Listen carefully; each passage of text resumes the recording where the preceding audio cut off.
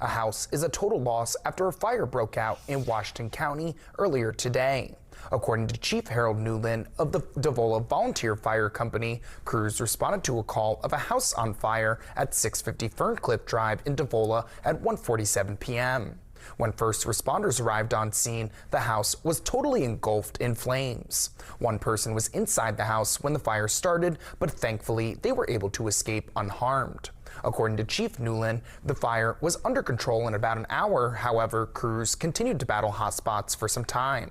The Devola, Reno, Fearing Township, Lower Salem, Lowell Adams, and Oak Grove volunteer fire departments all responded to the scene.